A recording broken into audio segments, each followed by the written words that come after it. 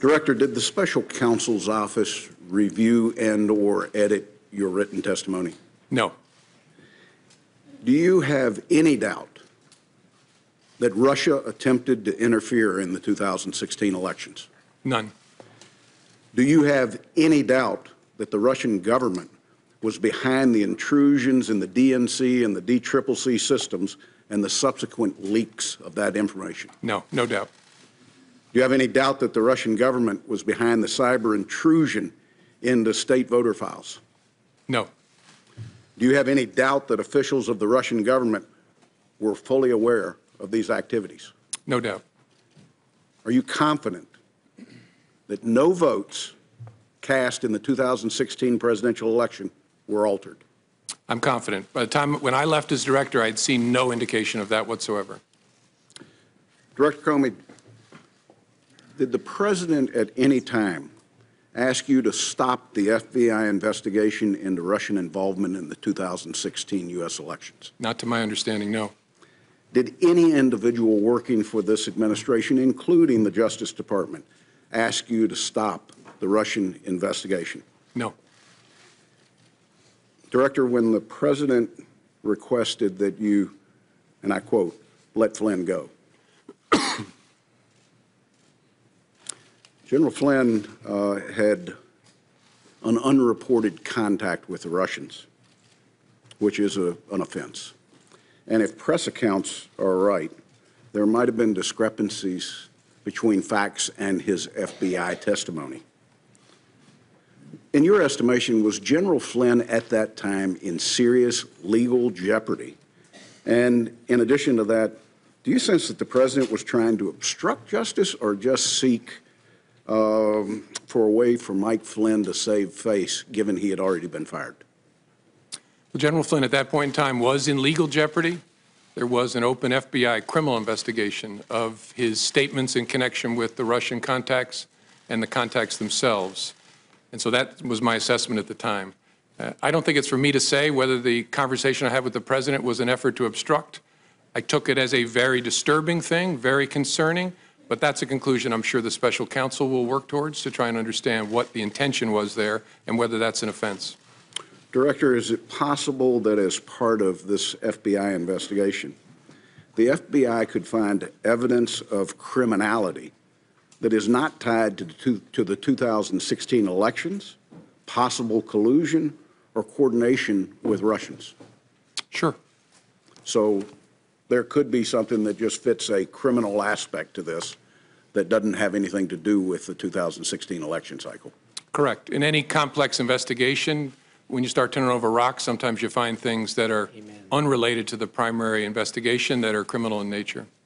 Director Comey, you have been criticized publicly for the decision to present your findings on the email investigation directly to the American people. Have you learned anything since that time that would have changed what you said or how you chose to inform the American people? Honestly, no. I mean, it caused a whole lot of personal pain for me, but as I look back, given what I knew at the time and even what I've learned since, I think it was the best way to try and protect the justice institution, including the FBI. In the public domain is this question of the Steele dossier, a document that has been around now for over a year. I'm not sure when the FBI first took possession of it, but the media had it before you had it and we had it. At the time of your departure from the FBI, was the FBI able to confirm any criminal allegations contained in the Steele document? Mr. Chairman, I don't think that's a question I can answer in an open setting because it goes into the details of the investigation.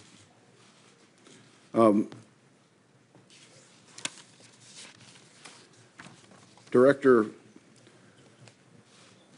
the term we hear most often is collusion. When people are describing possible links between Americans and Russian government entities related to the interference in our election, would you say that it's normal for foreign governments to reach out to members of an incoming administration? Yes. At what point does the normal contact cross the line into an attempt to recruit agents or influence or spies? Difficult to say in the abstract. It depends upon the context, whether there's an effort to keep it covert, what the nature of the requests made of the American by the foreign government are. It's a judgment call based on a whole lot of facts. At what point would that recruitment become a counterintelligence threat to our country?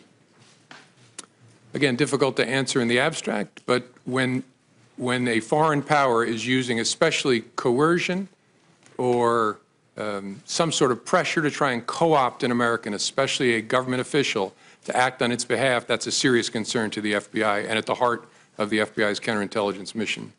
So if you've got a 36-page document of specific claims that are out there, the FBI would have to, for counterintelligence reasons, try to verify anything that might be claimed in there. One, and probably first and foremost, is the counterintelligence concerns that we have about blackmail. Would that be an accurate statement? Yes. If the FBI receives a credible allegation that there is some effort to co-opt, coerce, direct, employ covertly an American on behalf of the foreign power, that's the basis on which a counterintelligence investigation is opened. And when you read the dossier, what was your reaction, given that it was 100% directed at the president-elect? Not a question I can answer in an open setting, Mr. Chairman. Hey there, thanks for checking out CNBC on YouTube. Be sure to subscribe to stay up to date on all of the day's biggest stories. You can also click on any of the videos around me to watch the latest from CNBC. Thanks for watching.